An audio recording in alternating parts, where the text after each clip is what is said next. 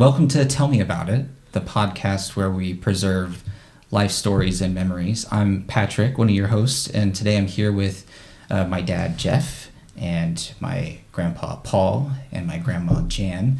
And we're going to talk about, mainly your guys' life stories and memories, grandma and grandpa, because you're the subjects of this episode, pretty much. And I wanted to, first off, just thank you for agreeing to do this. I appreciate you guys being willing to come on here and talk. I mean, we got microphones and a camera and lights and whatnot, but it's really just it's like us going to breakfast and talking, at Bob Evans. Right. Like we've done. We're just recording it this time. Right. So, Dad, feel free to chime in with any interjections or questions, and you guys feel free to talk about whatever you want to go on tangents. We're just hanging out. But I'm curious. I want to know, thinking back on Olivia and I's wedding day. You were there for the ceremony. I think. No. Oh, did you guys watch because it was remotely? Gotcha. It was the pandemic. Yeah. Gotcha. Yeah. Thinking about that, we will probably have that memory for a long time because of COVID and the intricacies about that. Unusual. Right. Do you guys remember much about your wedding day? Tell me about that. Well, I do, yes. It's You were there. a big church-looking type church, Presbyterian church in downtown Barberton, Ohio.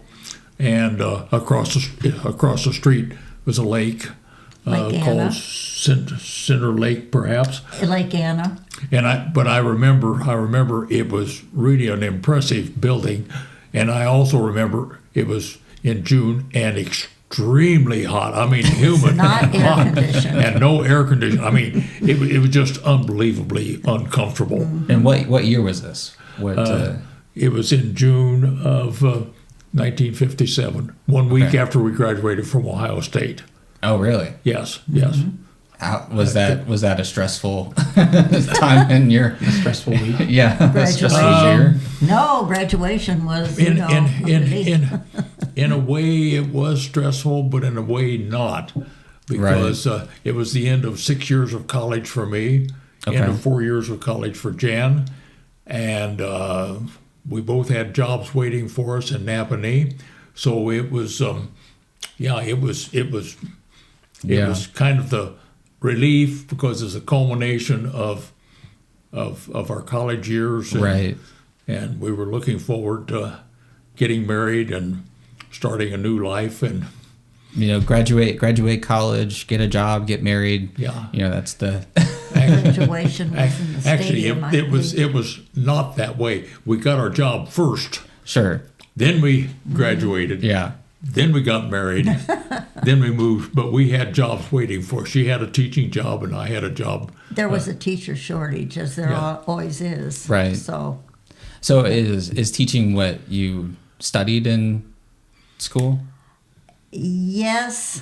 My dream job would have been copy editor on a newspaper. Okay. But I knew that job was going by the wayside. So I don't exactly know why I got into education, but in a way it was being practical. yes, Because neither of us had any money, and I mean neither of us had any money. We owed I owed $10,000. I owed $10,000 on college debt, and and when we became engaged, or about that time, she clearly stated that she made sure that I understood that she did not want to live on a farm. because I had grown up as a farm boy on a farm, right? And I would have been perfectly happy to live on a farm, and and I did not want to live in a big city, and we did not want to go back to either of our hometowns. So, and she clearly said, I want to live in a small town in the Midwest. Okay. I always thought living in a small town would be really neat. A small town, but not a farm. Very Yeah. Well, you read in books and small towns. Right. And Napanee fit that description perfectly because it's about 5,000 population. Literally everybody, some major exceptions, but most of the people were related to the other people who lived in town. Right. You learned very quickly you did not talk about anybody unless that is criticize them because you were probably talking to a cousin or an aunt or an uncle or whatever. See, the other thing that's nice about living in a small town, the police knew who the kids were. Right. So if Jeff was doing something that was wrong, you had another pair of eyes out in the streets. Yeah, I remember. The police wouldn't say, "Okay, who are you?" so I can call your parents. They'd say, "Jeff, I will talk to your dad or your mom." Right. Notice he said if, not when. And it was nice in that, but it's also comforting to know that the police, in fact, knew who your kid was. Right. So that if something happened, okay, it was, and I recognize that Jan being a teacher, she was known, by, and being the only veterinarian in town, yes. Right. Doc Dieterlin, there was only one, and literally everybody knew me. And so it was a typical small town. Yeah. And then, of course, being Amish community, it was... not a typical small town. Yes, it was not a typical small town. Lots of Amish and Mennonites. Because... varying degrees. We didn't at first, but when we built our house and we lived for 20-some years on a road that was kind of the shortcut over to the grocery stores, so it was usual several times a day to hear clip, clip, clip, clip, clip, clip, clip, clip, as a horse and buggy went by or someone. And so Napanee truly was unique. Yeah. In that I've told people it was like living in a Currier and Ives painting because you had buggies and bicycles and horses. So it was. You're making it sound like you're a lot older than you actually are. yes. And in many ways, it was like living in the 1800s. Mm-hmm. One time somebody came home from college with one of our daughters, I think it was Susan, and the buggy went past and he ran to the window all excited to look at it. And our kids just thought, oh yeah, that's a buggy. Now, of course, it did have the disadvantage that I had a special broom for sweeping the street and a shovel that I could pick up the leavings of the horses that went by. A different kind of shoveling the driveway, Yes, I guess. Exactly. Yeah. So you graduate Ohio State, and then about a week later you get married or what have you. Yeah. And where did you get married? Were you in like the Ohio State? Was it Columbus No, in Barberton, Ohio, Barberton is A suburb of Akron, Ohio, I guess Okay. you would say. Okay. At the Presbyterian Church there, where my family were members. Mm-hmm. Yeah. And then you moved to Napanee. How long after you guys got married? Immediately. Yeah, the because just we already married car. had an Okay, apartment. we were married and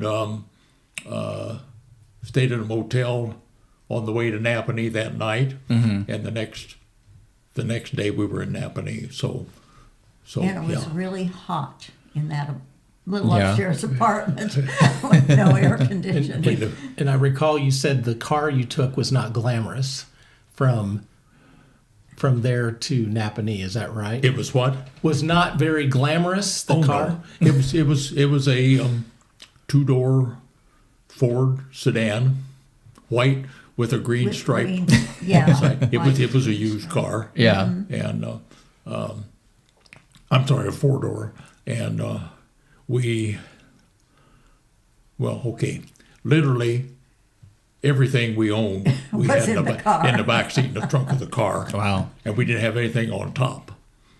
I mean, we came with Napanee, from Napanee with basically our clothes and some books and our diploma, And you lived in an apartment, right? we lived in a Upstairs 3-bedroom apartment. in it. Outside steps going up. Yeah. Yes. And No air conditioning. the kitchen, the kitchen dining room was one room, and it had a table and 4 chairs came with the apartment. Fortunately. The washer was in the basement, and the bedroom we bought a bed and a dresser, I think. In the living room we had nothing for for several weeks, and we then had a bookcase made of boards and bricks. but really we lived there 3 years, 4 years, then bought a house on Elm Street, and then we built a house. Right. Yeah. So I'm just curious. Do you remember how much your apartment was when you moved? The cost, you Yeah. mean? As we live in the age of don't- insane Yeah, rent not prices. really. I don't remember, but I'm guessing $100 or less. Mm-hmm. I do know this, that because Jan had a teaching I think my salary was $3,500 a year. a year. Wow. Yeah. and because I know what mine was. I got $100 a week, Yeah. and that was gross pay, and I had no fringe benefit, no insurance, Right. I've provided my own insurance, and that seems like a very small amount now, but it was about what the average veterinarian was paid, and I was impressed in my salary. and Really, the way Right. teachers were paid. because non-college graduates were making maybe half that. So but I furnished my own car, my own equipment, my own clothes, and as I said earlier, I owed $10,000 on college debt. So we planned from the beginning. We lived on her salary for 2 years Sure. and paid off my. So it makes me a little difficult now to sympathize with people who say, well, I have $100,000 college debt. And I say, but now we're talking about veterinarians, but you're going to get $70,000 or $80,000 a year Right. with benefits. Right. You recoup that cost. So do the comparison. Now, $100,000 or even $200,000 is a lot, but I have very difficult time being very empathetic with that. Yeah. Okay, so you got married. You're in Napanee. How long until after you got married did you have my dad? Because you were 62, right? Correct. Okay, it was 57, so it'll be 5 years. Okay. Because I don't think I lived in the apartment. I think we No, were at no, Elm no, Street no. when I Oh, was we born. were on Elm Street. Yeah. And I remember on Elm Street, Jeff was a year and a half to just where you could run really good, So we had a fence built. And a nice, attractive wood fence, and paling, the pickets close enough he couldn't stick his head through and get. So got it all done, paid the guy, shook hands, great, good job. turned Jeff out in the backyard, and the first thing he did is go over and find a place he could crawl under. So, Now, to be fair, there was technically an alley in the back of Yes. the area, but it was grass Yeah. between there and Yeah. the neighbors along the way Yeah. and the neighbors behind there. So it was not escaping to a place that was dangerous. Right. no, But it was escaping It was to a place of escaping, And, yeah, and the unknown. neighbors closure. would Yeah. report Right, right. on the way. And if you went far enough in one direction, you hit a street. Yeah. And if you went far enough in the other direction, you hit a ditch or Yeah, a creek, yeah. creek. So there were places you could get in trouble. So were you guys always planning on having children? Like, was that, I mean, in that 5 years, don't was it think- kind of, I don't think we particularly well, said we are going to have X we, number of yeah, children. Right. we never sat down and planned, but we did, in fact, plan in a Yeah. way, because certainly the first couple of years, we absolutely could not afford to have children. right? And living in a 3-bedroom or 3-room apartment upstairs. I mean, the mere thought of lugging a baby and all the stuff up and down those Right. stairs was so yeah. The planning, it just seemed a reasonable thing that, okay, after we bought a house, Right. had a nice yard in a nice neighborhood, Yeah. it made sense. Okay, the next logical thing is to have children. Did you do you remember how much the house cost when you bought the house on Elm On Street? Elm Street. I have no idea. I think around $30,000. That seems about right. I don't know, but I think it's around Did you- 30,000. Buy it on time or mortgage? Yeah, we have We had a mortgage. bought a minimum down and a mortgage. Yes, yes, and Because it had a one-car garage, if I remember yeah, right. a Yeah. one-car It garage. had a utility room, kitchen, living room, 3 bedrooms. Yeah, On crawl space. one might say a Yes. hallway, although it was Yeah, really yeah, more of yeah. a little place where you went off to the On- different bedrooms. But the on a utility crawl room, space. yes, and Yeah. yes, because I remember our office girl Lucille eventually lived right behind us. And fortunately, they had a basement. And fortunately, they had a basement because when a tornado came along, Which they did. yes, I grabbed Little Jeffy and little ran off the Jeff back and door. ran over to the neighbors. Yes. Now, I will say, because the fence in the backyard separated everything, there was a cherry tree up in the corner. Yes. There was a playground, or a swing Play set area, / play swing area set, thing yeah. that was built. But the fence was not a picket fence. It was a fence that had slats, Yeah. but then it had a flat top Yeah, on it. yeah. Right. And the top was just wide enough that a small little boy and his friends could walk along the top of the fence and walk around the fence. And then there were a hedge Yeah, along yeah. the what would that be? The south side, I Yeah. think. Raspberry South bushes. side. There was a hedge that you really couldn't go along, but you could make a pretty good path getting around there. But it was, and the fence was, what, 4 feet high, maybe? Yeah, 3 or 4 feet high. It was 4 yeah, feet high, right. about waist high, and the board was 3 inches wide. I think it was a 3x1. That was on the. It was all made out of the same board, so I think the slats were like 3x1, and then the top was a 3x1. So yeah, it was a.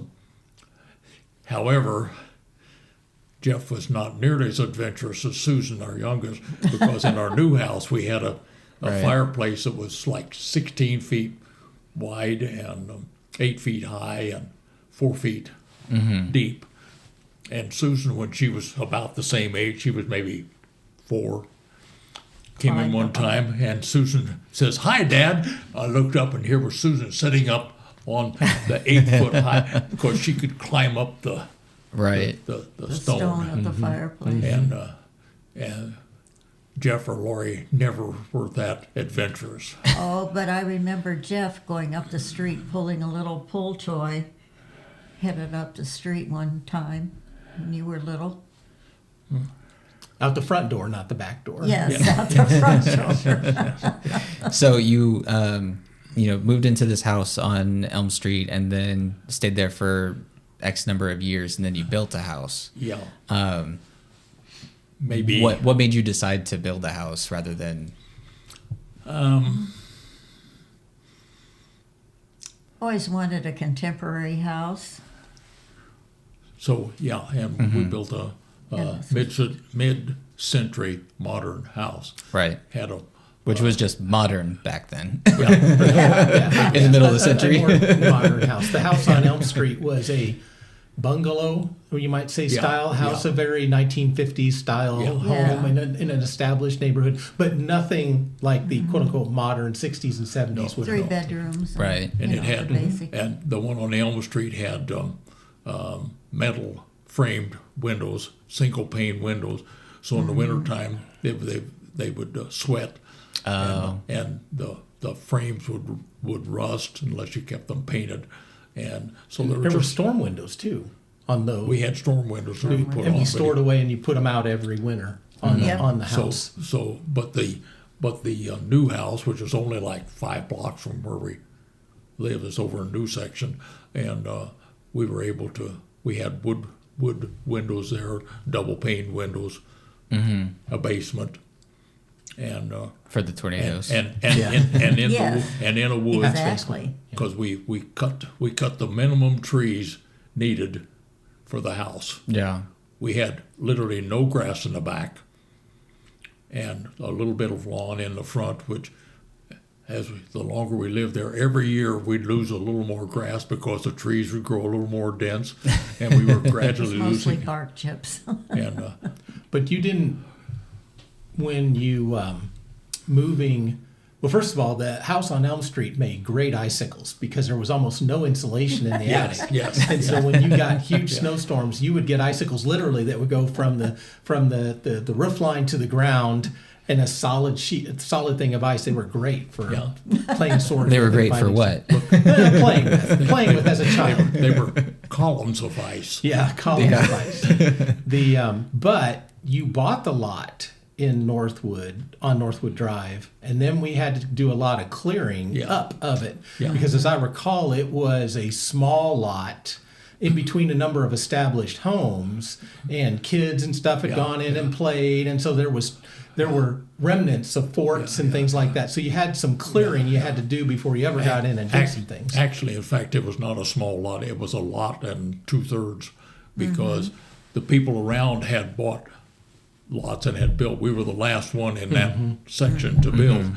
And the one neighbor had bought 1/3 of a lot to make his larger. Right. So we bought what was left over. And I remember the developer, which was a local attorney, was one of the co-owners of the place.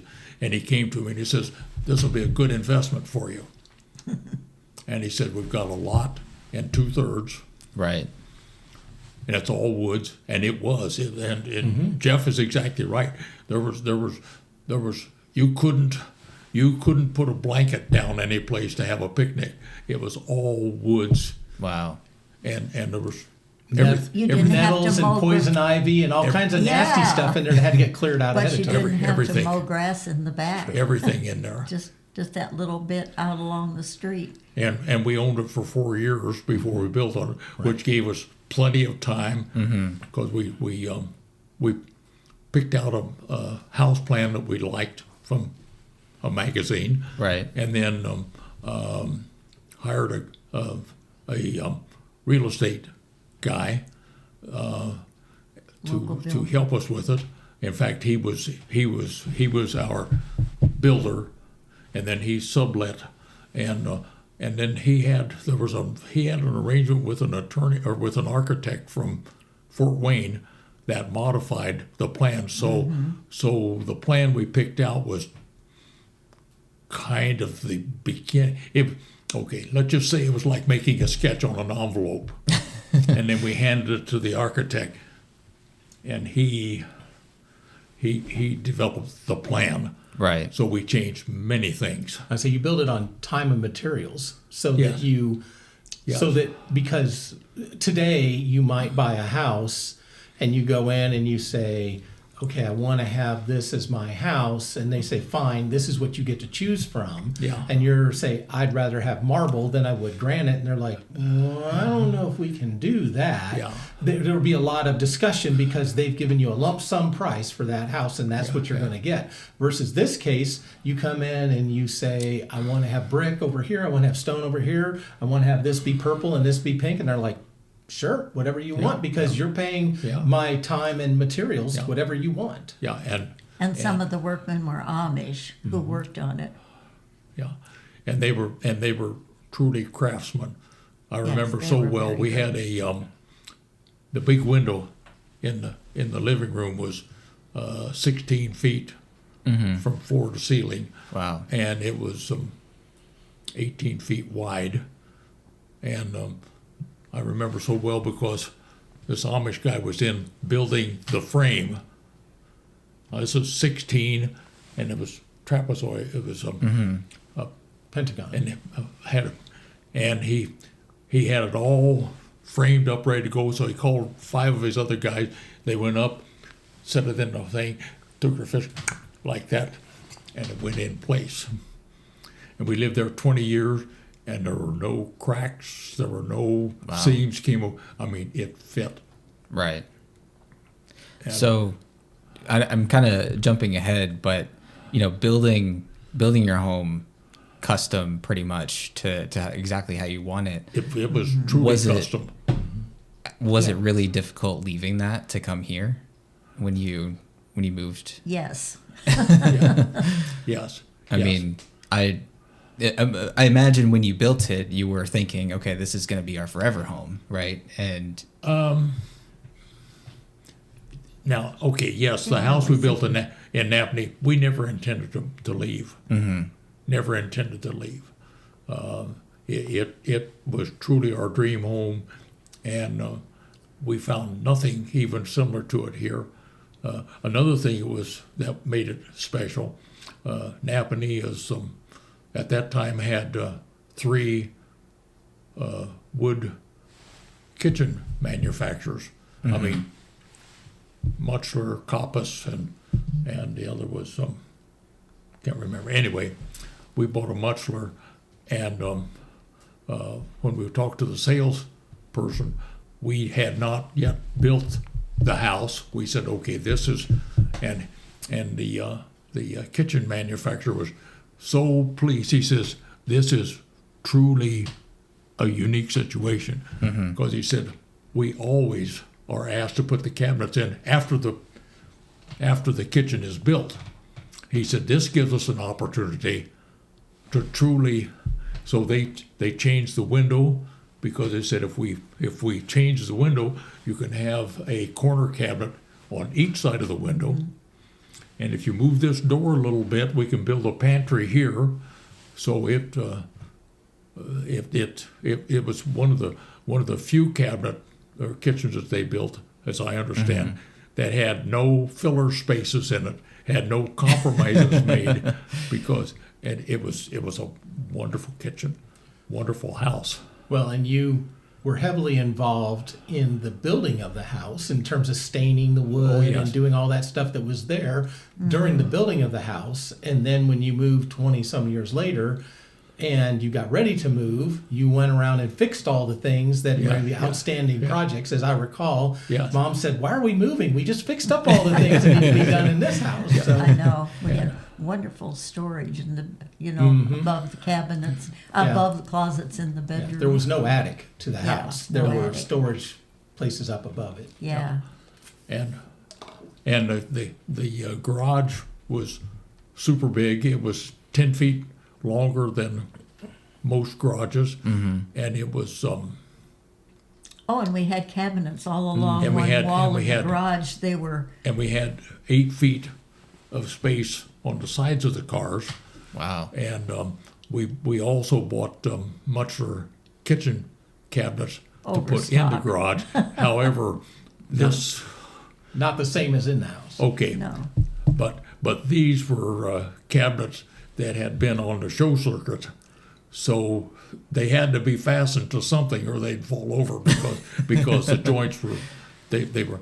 And my one veterinarian friend in Elkhart was really upset because we had the same cabinets that he had paid a lot of money Oh yeah. for his house. We had the same cabinets, so we stored paint in the garage. but Rakes and his had shovels. not been hauled all over the country for the Right. past year. So True. so it was. So going back to when Dad was little, and how much younger is Lori than 2 years younger. 2 years. 2 years younger? So and then Susan is like 10 years younger. 10 years. So Yeah. there was obviously a gap there. Yeah. Do you have any pre-Susan like funny moments or events that happened between you and Lori, or anything that happened in that time? Well, as I recall, we still have a picture of the haircut I gave to Lori. Is that right? Oh. Uh-huh. You cut her bangs? Yes. Yes, as a matter of fact. And I remember one thing about Jeff, and I'm not sure, just I'm going to say middle school. Anyway, across the backyard, one of the neighbors in the backyard, some people named Flaherty, and they went up one of the trees very high.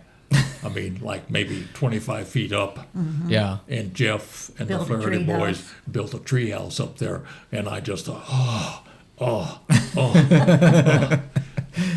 and the Flaherty, one of the Flaherty boys is now a builder developer here in Indianapolis, and Got his start in a treehouse. Yes, got his to call start it in a treehouse, you see. To call it a treehouse is probably an understatement. It was a Really? platform It was a way two- up there. Oh, yeah, but the treehouse was a 2-story A-frame treehouse Yeah. with electricity, telephone, carpeting, doors, windows, all the accoutrements that you go along with that up there. And then, as Mom was saying, there was a platform much higher up in the tree, probably 75, 100 feet up in the tree. The very, very top of the tree Yeah. was a small little, with the nailed in little ladder type thing into Right. the Call that a crow's nest. yes. Yes. One that I didn't go to, but some people did. But I would go into the treehouse, but not up to that Yeah. one. But yeah, that was, yeah.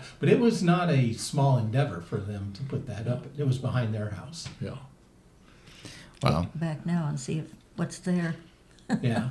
Yeah. Have you guys ever, gone back to Napanee to see the house that you built to see, I guess if it's Well, still we there? went back for Kiwanis. We went back some 4 years later, 5 years later, after we moved here, to a big Kiwanis. a big Kiwanis Thing. anniversary celebration, And because I was past president of Kiwanis Yeah. and a member for 30 years, 40 years. And we went past our mid-century modern house, and there was a milk can sitting on the front porch. they had- Very they had- early American. They had early Americanized How and could they? had cut many of the trees in the back and planted grass, Mm. and the wonderful So you build in a woods the and one cut the on one all the trees. wonderful stained vertical board and battens, reverse board and batten siding, which was cedar, which was cedar, natural. and we had spaces like the boards, everything. They had painted it gray, Yeah. so It's changed a little. never go back. Yeah. Never go back. Never go back. I said something to one of the neighbors when we were at the Kiwanis thing, Dick Fletcher, as a matter of fact. I said something about it, and he said, yes, and rolled his eyes because they had a contemporary They have a house house. very too. similar looking Yeah, in that yeah. regard. Yeah. I would say too, I mean, if you looked at the body of what's there, we're talking about when I was growing up, I would say, you correct me if I'm wrong, Dad, I would say that those organizations, be they civic or professional, were important to you Yes. during that time period. Yes. The Kiwanis and involvement in the Kiwanis and going, attending the meetings and being a part of the leadership and doing all that, as well as the veterinary medical associations and various forms. And even I'd say you, Mom, and because you had club at our house where you would have the women's club come over and we had to be on our best behavior and clean up and all that kind of stuff, make sure we weren't messing up. So those were things that I recall. And like, for example, I remember one specific thing. There was a person, I kind of remember his name, who was involved in the NASA program that was going to be at Kiwanis. Oh, and I think you said, go ahead. Leon Weaver. Yeah. Yes. And you let me get out of school because I wasn't allowed to skip school or not go to school with a teacher as my mom, but fourth grade teacher, as I recall. But you allowed me not to get out of school to come and see his presentation, and he brought in, like, I think there was like the space suit and a bunch of things related to the space program, because you thought it'd be really educational for me. And since you were involved in that, it was an opportunity for me to go do it. And we went to many things that were related to the skiing trips up to Michigan with the Michigan Veterinary Associations. But those association ties influenced some of the things that I did as I was growing up. And we went on vacation sometimes because of those things. To Washington, D.C., you were mentioning earlier about going to Texas. Sometimes those were tied together with these organizations. Yeah, because and you're right. It surprised me. Didn't surprise me at the time because just I was kind of pulled into it. It seemed like a lot, but I realize now that being the veterinarian in a small town, Right. and having a teacher as a wife, when we first came there, then you have a higher profile than the average person, and there's you whether you want it or not, it's there. Right. And I was hired to teach second grade, which was my ideal, because they still love the teacher and everything, but they know how you behave in school and everything. And then 3 weeks before school started, the superintendent called me and said, we have this other teacher, a new teacher, and she has only ever taught second grade. And so would you mind... Oh, and the principal's wife, who taught fourth grade, is going to move down to first grade. So would you like to teach fourth grade? And I thought, no, I don't want to. I said, what else could I do? You'd rather teach fourth grade than So I not could teach at all. Yes, and I found out you teach Indiana history. And I didn't know a thing about Indiana history. So I had to read the book ahead of the kids each day. But where you taught school was Central Elementary School, which I was could walk. 3 blocks from our house. I could walk. And I could walk to school because you were allowed to walk to school at that time, and go home for lunch and come back if they were allowed. And the office where you worked at was 10 blocks from our house, maybe. Yeah, maybe. And the way that Napanee is laid out, there's a state highway and a U.S. highway that cross it, and then it's filled around in there. It was from the 1800s when it was put together, but it's very much on a grid. It's very walkable, very bikeable. It's very safe to be able to get from one place to the other. For a point of reference, Patrick and I live very close together, but for us to walk to Mooresville, the town, is very difficult because you got to cross in a way that's very unsafe to get across the road. Whereas in this case, it was very easy to get around town. It's a lot easier to get out of the way of a horse and buggy than it is It is true. a car coming at 60 miles an hour. Oh, the kids came home with our kids from college, like for a weekend or something, and they'd hear the horses going by, click clock, and they'd run to the window. They'd be so excited. Our kids would say, "Oh yeah, that's a buggy." But there's a railroad track that goes through Napanee that goes east and west. There's US 6, which goes from one coast to the other. So you had a fair amount of traffic, but you could safely cross it at stoplights and things like that. And it's all 2-lane. Yeah. It's not an interstate by any matter of fact. When I was in high school, back when they would allow you to take driver's ed in high school, we had to drive a long way to get to an on-ramp of some kind to practice entering and exiting a ramp because there just wasn't any close by. Mm-hmm. But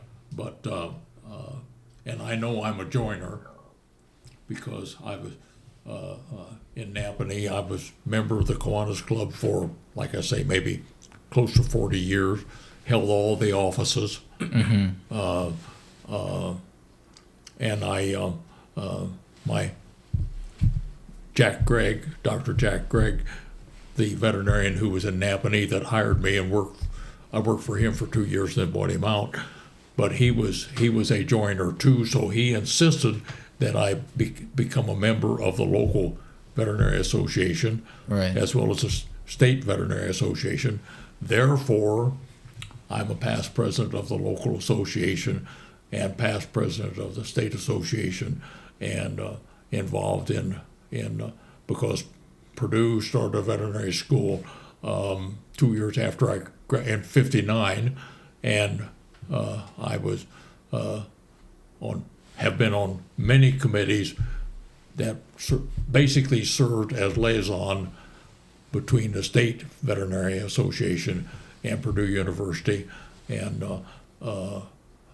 I've been on a number of committees at Purdue Veterinary Medicine, and Napanee is in the edge of the lake effect snow belt, so it was not unusual in the winter, at least at that time.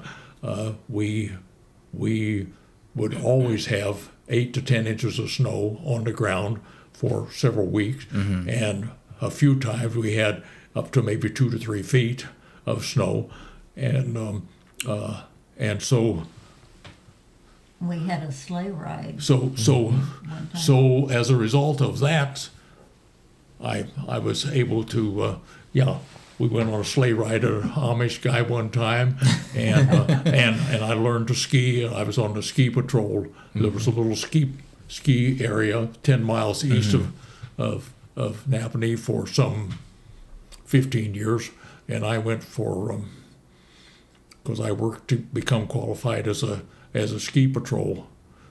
So I worked Tuesday evening from 6 to closing at 10, and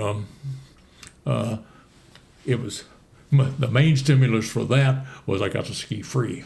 Oh, yeah. But it was an interesting experience because in many ways it was really nice because no one knew no one knew my day job. Right. I was Paul, one of the patrol guys over So they wouldn't ask you for advice about their pets. But and then Michigan Veterinary Association had an annual ski meeting up at Traverse City, Michigan, and I and a very close friend of mine, a veterinarian in Elkhart, Harold Davis, was also a skier, so we would go up and spend the time up at the ski meeting, and so it was, and then as I was also involved, Chamber of Commerce, and so I was, like I say, I'm a joiner, so I was in Kiwanis and I was in the Veterinary Association, and interesting enough, the local Veterinary Association was they called it the Michiana Association, so we had maybe a third of maybe a quarter of the members were from Michigan. So I felt a close kinship with Michigan. We had a representative on the Michigan State Association and a representative on the Indiana Association. We were told at one time we were the only local association in the United States that had representatives on 2 different state associations. Really? And so it was. Well, I can imagine that that joiner mentality and being involved, and like you said, you're the only veterinarian in town, and grandma being a teacher at a school. I imagine that helped you in parenting and raising my dad and Aunt Lori and ultimately Aunt Susan, because you, like you said, you moved away from your hometowns. So going to Napanee, you probably didn't know anybody there. We didn't have grandma to leave both kids right, with. both of you guys working. Yeah. I can imagine that being very difficult to raise kids in that environment without support. Yeah, but fortunately, by the time we had children, I was making enough money that Jan was able to quit her job teaching. Okay. So she became a full-time mom. Well, also, And then we could, yes, there were people we could hire to Sure. come as babysitters. Mm-hmm. So if we had to go someplace for a while, but we never took a vacation without our children, Mm-hmm. never. And and since we were very involved in the Methodist Church, because I held all the lay offices at one time or another. Mm-hmm. I was also co-chair of a building committee for the educational wing, not the sanctuary, and so I was chairman of the board when they built the sanctuary. So my name is on the cornerstone of the new. I was gonna say, it sounds like you need at least like a street named after you in Napanee after all this involvement. So yes, we were, and of course we had friends through the church or neighbors that were available Right. for babysitting when we needed. I think. And the church had a pipe organ. Mm-hmm. I'm going to point Yes. out that's Yes. why Yes. that And was we had a big deal. we had friends, lots of kids who lived nearby that Yeah. were friends, and we could go around and go and whether it was myself or Lori or Susan at those ages, you could go and there were always people you went to school with, because you all went to one school. There was only one school to go to, one elementary school, one middle school, one high school. And so you basically grew up with the same people. Yes. And most people didn't, as you said, it was 5,000 people when we moved there. It was 5,000 people when you left. It's 5,000 people today. That just hasn't changed very much. maybe The it's people 6,000. changed. But, Inflation. But it was going through its evolution from being known as a manufacturing facility for kitchen cabinets to more of an RV modular home type environment to what it is today, which is more of a combination of all those things plus a tourism / historical things and a variety of things that it is today. But the other thing, you were a pilot of a you got your private pilot's license. And Jeff was the only one who would ride with you. because you don't like to fly, and you also went to the racetrack with the horses. Oh yes, I forgot about that. And you were the veterinarian on site, so we would go with you to that too. I wrote a column every month for their monthly magazine. Oh, really? And it was a miniature harness horse Yeah, Harness association. your harness race. And it was interesting experience to be around. I'm going to say those people, and I don't mean that in a derogatory way. It was just interesting because they Well, like the Indy 500 racers. Well, there are only a horse different people and race. motorcycle people and people that's their passion. Yeah, and this was their passion, and they spent a lot of money on it, and I remember every year there was a big deal they would have, because it was mainly a club. There was not a lot of money involved as far as it was a place where you threw money in a hole because you never made any money on it. Sure. And they would have some of the Canadian from Ontario would come race there, and I remember they had like 4 or 5 Canadian racers come down with their horses, and they crossed at Port Huron, which is the where the animals, where they have people to allow animals cross Canada, which is north of Detroit. And I remember they had, one of the requirements was you had to have a veterinary examination to get back into Canada. Now, believe it or not, they were here like 5 days. They had to have, so, and I know that one of the Canadian, I got a call from the Canadian veterinarian at Port Huron and said, well, you were supposed to do thus and so. And I said, well, it didn't say that. Well, we won't let them in. Said, what are you going to do about it? I says, I'm not doing anything. This guy with these horses came through a week ago. Right. They're from Canada. They're Canadian. I don't care what you do with them. You do with them what you want. I don't care. Well, we won't let them in. I said, then don't let them in. Yeah. But I said, I don't care what you do. I did what I thought was correct. They have a Canadian health certificate that is less than 2 weeks old. They did finally let them in. But the next year we had local people went through Port Huron to go to a race, and I thought, oh boy, oh boy, oh boy.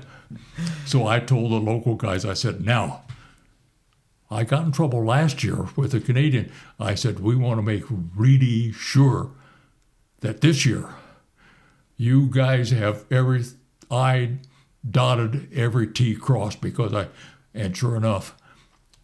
But when they came back, they said the veterinarian in Canada said, we have never seen papers that were so accurate as these in all the time So we've been thorough. here. So they had no problem. Kind of bringing it back to, and I know we're kind of, pun intended, dwelling on this this home that you guys built in Napanee. Yes. Is that the home that you guys lived in until you moved here? Is that the home that I have memories of? Yes. Okay. Yes. Yes. Yes. Because it does have a special place in my heart, because that's where I have my first memory is at that house. I believe, I could be making it up, but I remember, I think it was my third birthday, celebrating it there. And I got like a putt-putt set that had like a Velcro, like ball and, putting green or something like that. So, I have like vague, like snippets of memories of it. Had a huge fireplace that Yeah. went up to the ceiling. To and be a honest, high ceiling, that's pretty much all I remember. a whole wall of windows. And a big screened-in porch on the back. I do have a confession to make about that house, though. I don't know how old I was when you guys left, so I don't know how old I was when this happened. But silly putty, the sticky putty that comes in like the little eggs. I do have a confession that one day I went under your dining table and stuck a thing of silly putty up underneath there, and I could not get it off all the way. Well, let's see. Unless you guys found it, I believe it's probably still there, stuck on that under that table. So So remember, that dining room table is probably in our basement. So it's one of Tanya's tables, and it's probably there. Yeah, I don't remember. Yeah, it probably is. And I think that's the one. Because in addition to the house you being can go fairly look and modern, see. It's got silly putty. the furnishings were fairly modern in terms Yeah. of turn of Yes. this or Yes. mid-century modern Yes. type furnishings, Yeah. Scandinavian style furnishings, Yes. as they are in this house. Yeah. And most of the furnishings came Yeah. with you, but it was that was yes. the house that you would remember because we only lived in two houses in Napanee, Yes. and Yes, Well, and the it was apartment- for the sale. the Apartment had apartment, two yes, houses. the apartment. And somebody that I didn't even realize, Janine Klotz, sent Susan, I guess, the ad because it was for sale.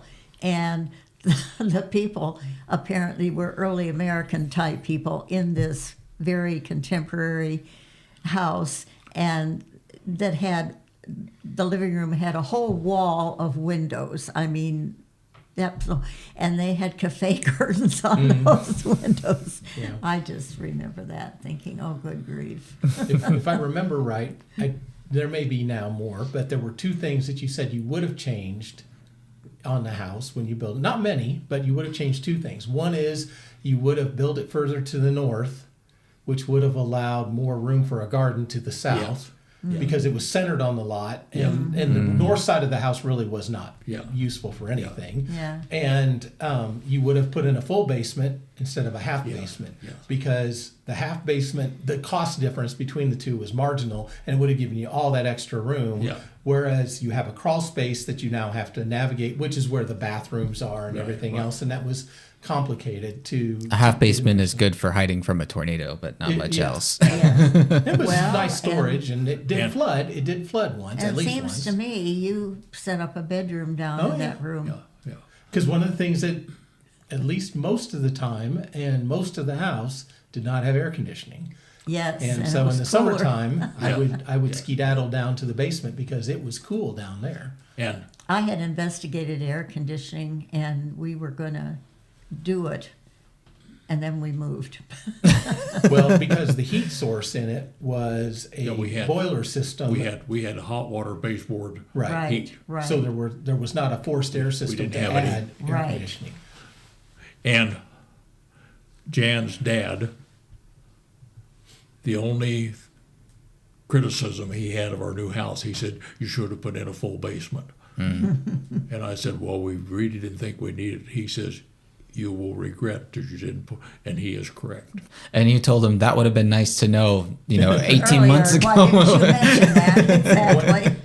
One of the fortunate things about that house, because it was built in 1972, it was within the time frame it could have gone the other way, but it did not have aluminum wiring in the house. It had Right, copper right, wiring it had copper and copper plumbing, because aluminum wiring is problematic. It has all kinds of issues, but plain old copper wiring, which they had in there. So it was a time period where if you had certain materials in the house, it would be very difficult. Like houses built in the 50s have asbestos and those Yeah, things. yeah. Very complicated to retrofit those out. But like I said, you were heavily involved in the building of that. It wasn't just like, oh, I just went in and turned the key and I walked in when I was done. So Yeah. Yep. So I feel like I'm interested in kind of that period of your lives, early career, after graduation of college, and early marriage and parenthood, because I'm kind of like in that stage of life myself, the early professional stage. What is there anything, looking back on it, any advice that you got that stuck with you, or anything that you would do differently looking back on it, just as your careers played out?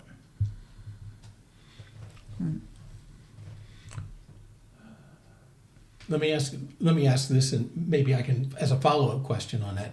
You said you made the decision, number one, not to live on a farm, but to live in a small town, not to live in a city, and not to live where your families were Right. and grew up. Was that the right decision? And why or why not? I think so. I always wanted to live in a small town. I've always been a reader, and I'd read these stories about people in small towns, and I thought, how great to live in a nice small town where you knew all these different people. Did you grow up on a farm or Oh, no. in the city? I grew up in a suburb, I guess, of Akron, Ohio, Okay, called Kenmore. Yeah. sure. Allenside, actually, to get down to the very. And so I just thought living in a small town would be really interesting, like in the books, because I Right. read a lot. Was it? Yeah, I think so. You knew people, And I would agree. I have no regrets. I would not change anything. I wouldn't change anything. Although Napanee is not your basic, ordinary small town because of all the Amish. I Right. mean, you aren't. Most small towns around here are not going to have Amish buggies clopping past the house Right. during the daytime. Sure. And So, but it was really an idyllic place, I think, because Jan is right. Well, for example, Ambia, where I graduated from high school, is quite literally a ghost town now. It was when we graduated from college. They no longer had a high school. Mm-hmm. They didn't have a grocery store. And I tell you, when you lose the grocery store in a town, you have lost the heart of the town, because the grocery store is where the surrounding people come at least once a week to buy stuff. Right. And I know my mom lived in Boswell, which was like 8 or 10 miles from Ambia, and she worked for an insurance guy who also sold real estate. And she said, when we graduated from high school, she said, in Ambia, if you made an offer on a house, you bought it. Yeah. No matter how ridiculous, you could say, okay, I'll give you $5,000. You bought it. I mean, and it is literally. So yes, there were a lot of small towns that were dying, and with Napanee, the Amish people pretty much guarantee that it is not going to die, because now that's not totally true, because it is not that far to Goshen or Elkhart, but Napanee is a small town, and I think pretty much destined to always be a small town. But as far as living in a small town and making our choice, no, I would not change anything.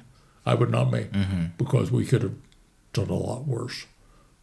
We could have done a lot worse, because I enjoyed being the let's say the big frog in a small puddle, and I developed a lot of good friends with the fellow veterinarians. It was kind of exciting to be on the edge of the snow belt, because Right. wintertime we got snow. Yeah. And it was kind of exciting, and I thoroughly enjoyed working with the Amish farmers and looking at the barns. And I could tell you a lot about how you can tell the age of the barns, and why this one has a ridge. The rafters come up to a ridge pole, and this one does not. And it was just a thorough, enjoyable time. And as I say, being involved in a lot of things, and Jan too, we developed some good friendships, and it was nice to raise our children in that environment. Right. It just was, and we were so fortunate, so blessed.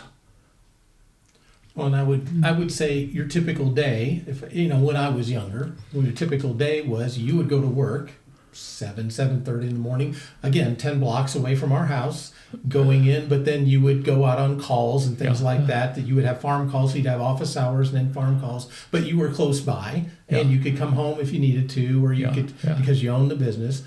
When we all got in school, Mom, you were working at the library, so you were, that was a place we could go after school, or, and you said, you like to read. I think you embodied a lot of that into all three of us, because you were at the library. We went to the library. They had a huge children's area where lots of children's books and things like that. So that environment of education and was what we grew up in.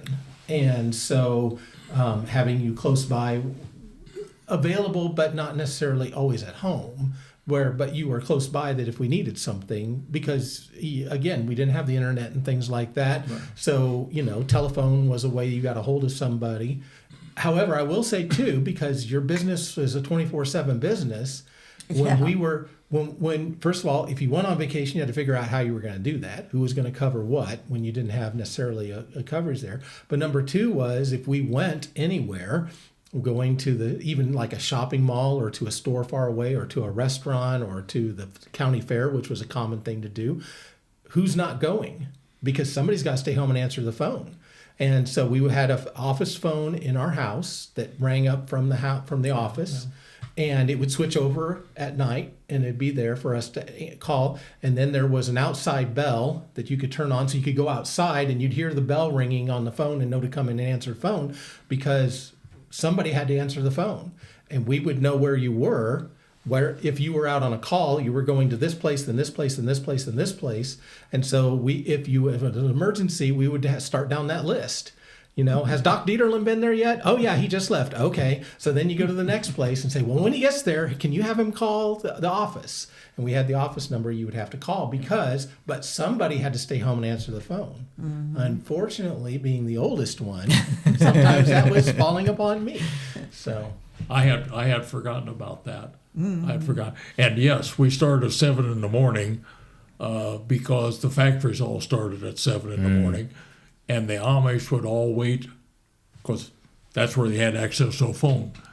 So, right. So I'd get up in the morning and plan to be at the office at 7, and the phone would be ringing because the Amish would be calling, and then we would set up our appointments for the day. And before I came there, that was before we had two-way radios and all this.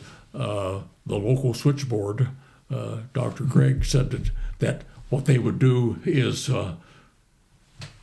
if someone called and needed him, that he would call the local switchboard, or they would have his office would call the local switchboard and tell the switchboard operator, okay, this is his list, and they would call for.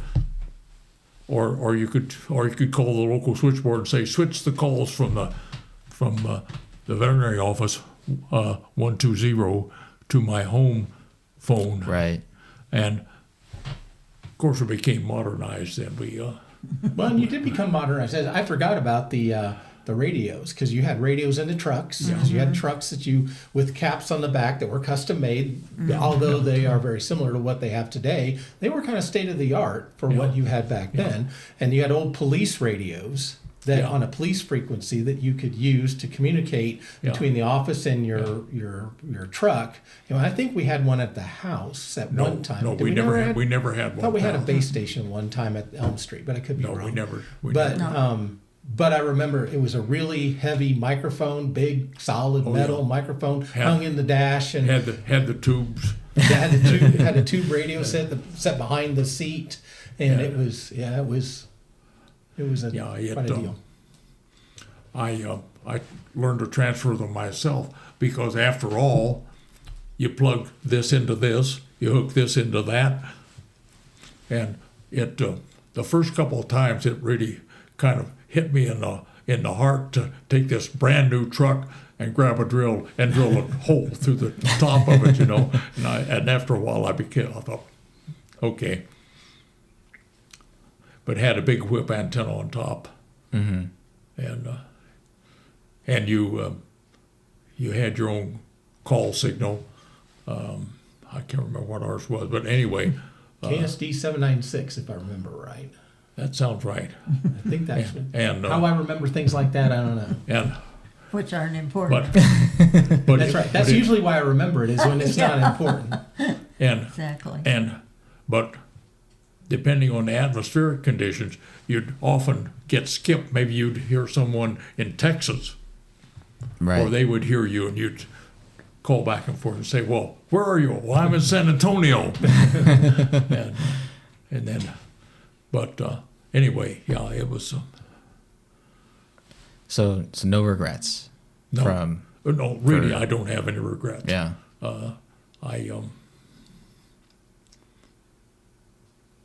It'd be fun to do it all over again. Yeah. Yeah. If you were a little more spry. Yeah. Do you have any regrets, Grandma? Do I have any regrets? No, not really. I know I quit teaching, well, at the same time that that you took over the practice for yourself, because I had to do the bookkeeping. And also, your 5th year that you taught, I forget, you had to take some sort of exam or something at that time. So I was kind of glad not to have to do that, even though the bookkeeping, considering that we didn't have, any math things. I'm trying to think what that thing was. The adding machine. You had an thing adding that machine. that you were working on the other day that I resurrected. Yeah. Adding machine. I said there were no calculators or No computers or anything, calculators. and there were big, long yellow sheets, and you Yes. did the books across them. And Yep. there was a desk, a fairly modern style piece of furniture that you pulled out some of the fixtures of it and made the legs, and it dropped down, and then all the bookkeeping stuff was in there. And we were allowed to have a drawer in the bottom of that desk for all of our drawing stuff and everything else, but everything else Actually, was the financial. It's still here. Still over there, yeah, yes. yeah. And most people wouldn't know that pulls down and makes a table. But it, and that bottom drawer is still a mess. I haven't sorted it out yet. But it was all with a calculator. I mean, not calculator, an adding machine. Adding machine. And that was yes. as fancy as it got. Yeah. But before I left, we went computer, and one of the last things, about 2 years, because I left private practice in January 1 of 1991, and it must have been about 1989, maybe we went computer. And I remember, I feel good about this because the people who were selling computers, their recommendation was, well, you keep your books, record and everything by hand and send out the statements and everything by hand and gradually make the changeover. And I went to a neighboring practice in Milford who had gone computer, and I asked the secretary there, she said, hate it. I said, why? Because she said, I'm still sending statements by hand. I'm still doing bookkeeping by hand. I'm doing work, and I'm doing it with the computer too. She says, I hate it.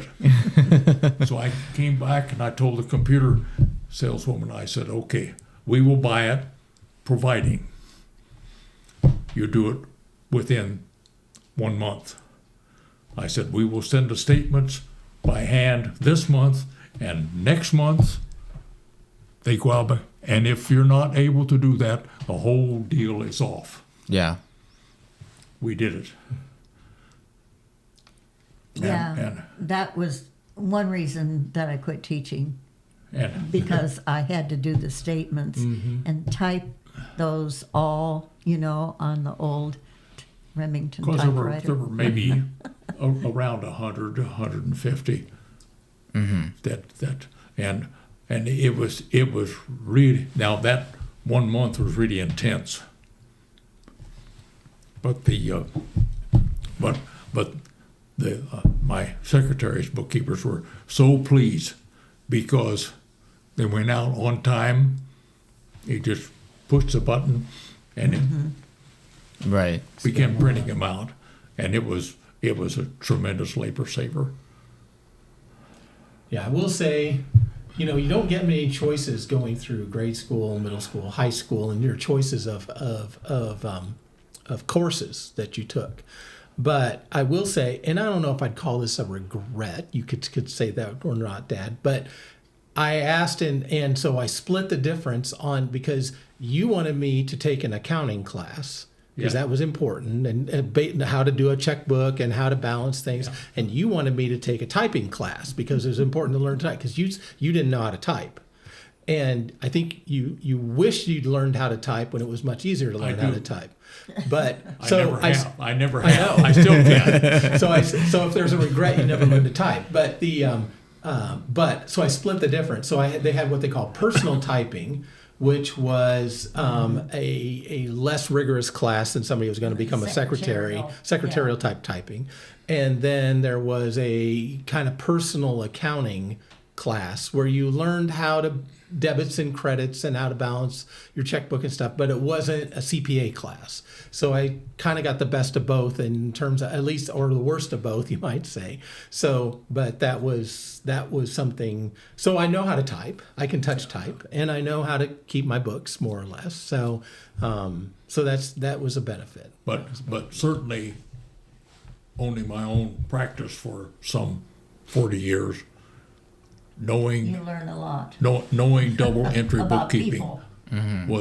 was extremely valuable. And of course, one of the things that I learned from my dad is you don't spend what you don't have. You don't borrow money.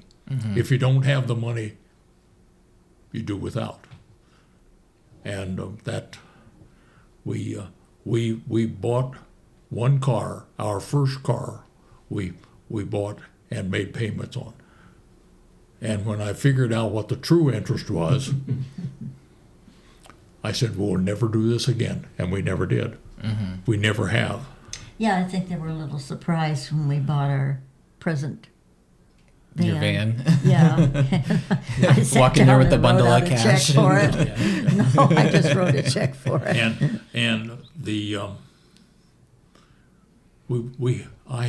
we have bought several new vehicles, but always as a practice vehicle. So it was a business expense, and our personal car has always been a used car. Even when I was working for the state, I bought used cars. So the van we have now is the first new car that we have bought for Yeah. personal use.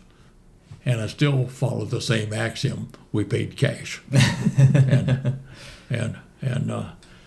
But I would say too, you were talking about being a joiner, and I don't remember if it was your father or grandfather that I think it was Chester was talking about regarding the Grangers, and came back to the farm, and that he was heavily involved in the Grange, Yes.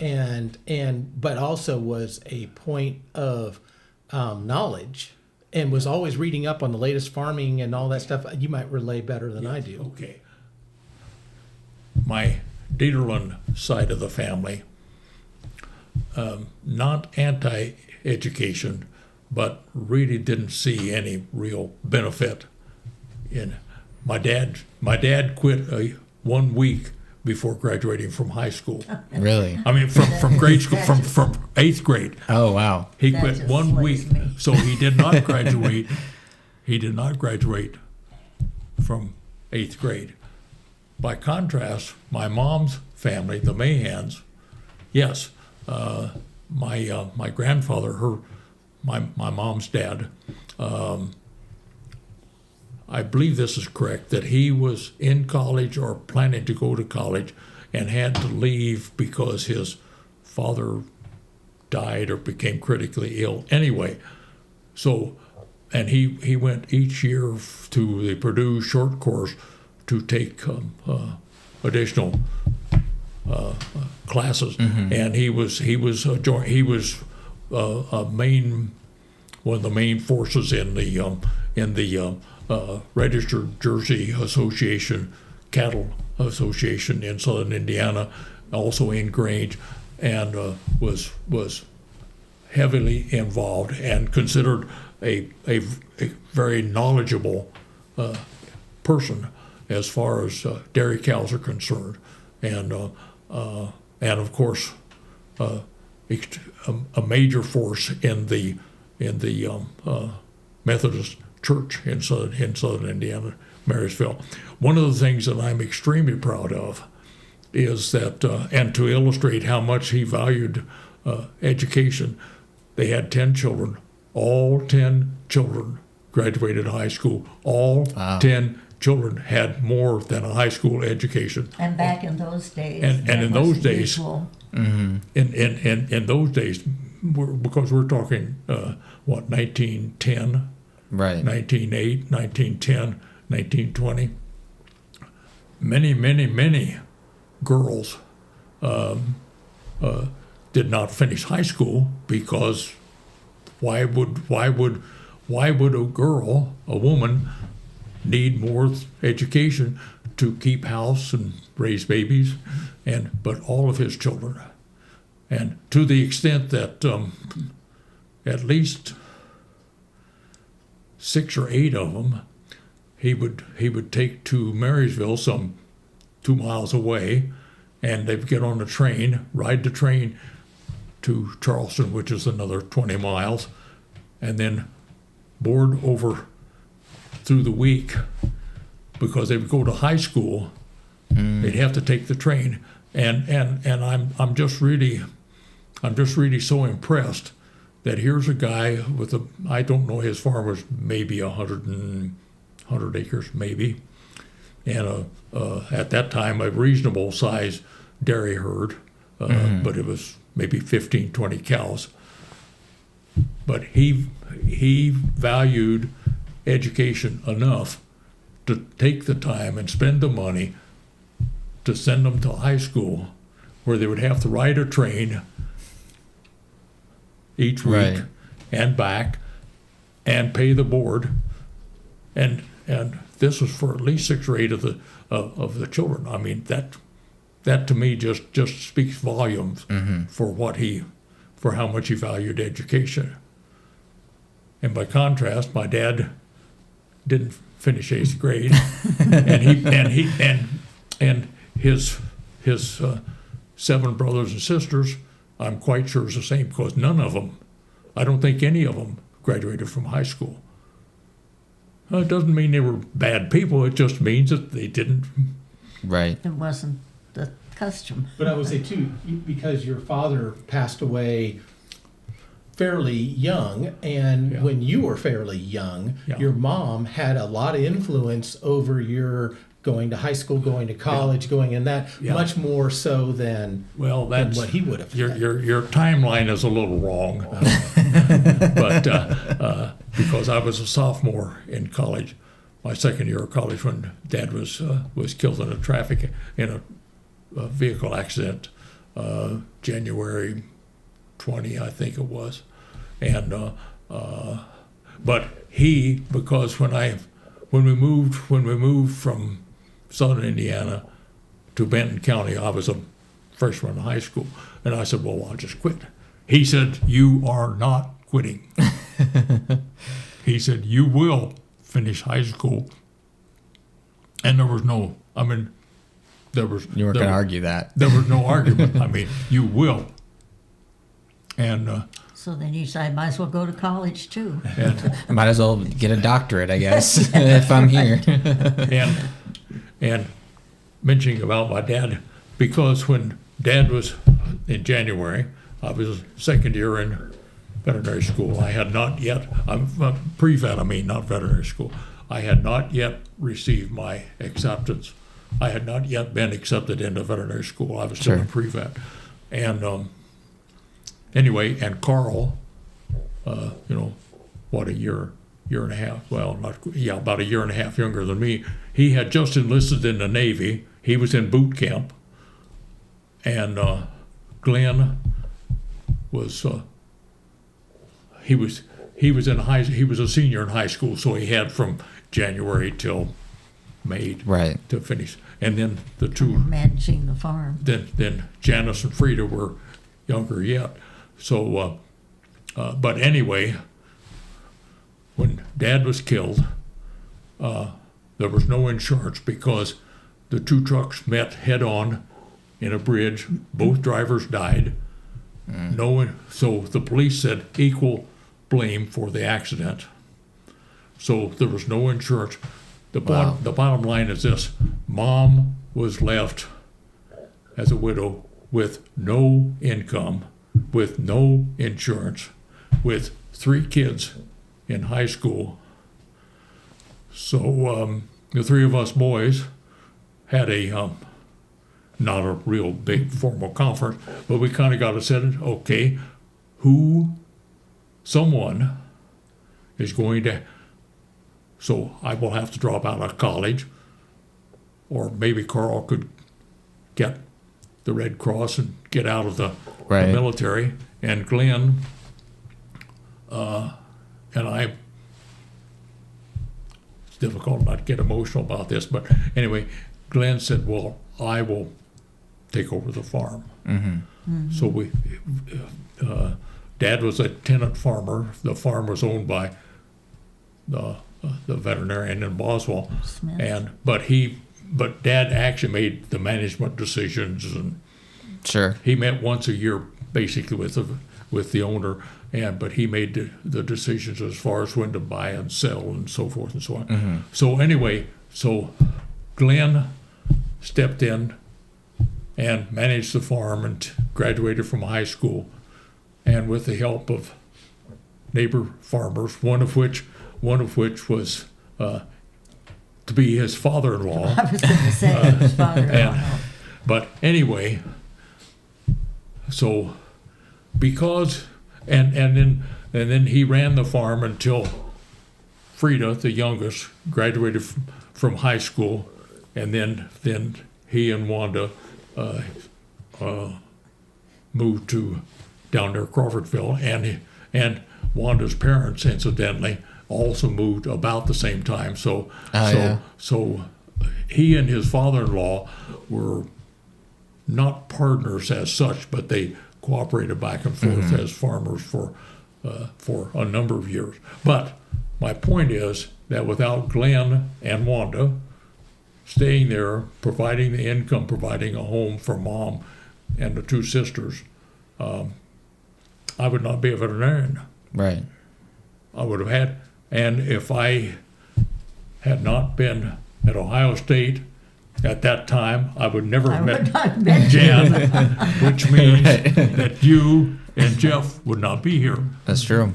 So I'd be it, the old maid librarian like in that Christmas story.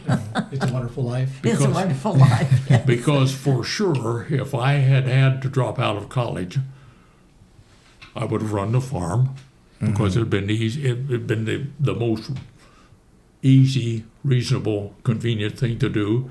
And if I had, because it was like 5 years or so, 6 years, I would be a farmer Yeah. without a doubt. Which I'm not saying is bad. It's just that my career would have been Right. Different. my life would have been totally different. Well, I mean, I'm thankful for it. I'm thankful for that sacrifice that Glenn made because, like you said, we wouldn't be here. Yeah, yeah. And I think we can close it out. I'm grateful again for you guys to sit down and talk with me and Dad, you as well, just to talk through these things. And I feel like this won't be the last time we do this because this was, I think, a lot of fun and insightful just to chat. I mean, like I said earlier, we go get breakfast every once in a while, and those are always fun times. Now we're just doing it with microphones. And your red hair, by the way, I think is a recessive gene from my family. Oh, well, I'm grateful for that too. Because my grandparents had 2 daughters with brown hair, but there was a cousin, Connie, who had red hair. And I have a feeling that and then it showed up in our daughter, Lori. Right. And I think if Lori and Dave had any children, probably none of them would have red hair because it doesn't work that way. Yeah. Well, I say when we all get together, many people think that he is Lori's son because they look a lot alike. Right. Yeah.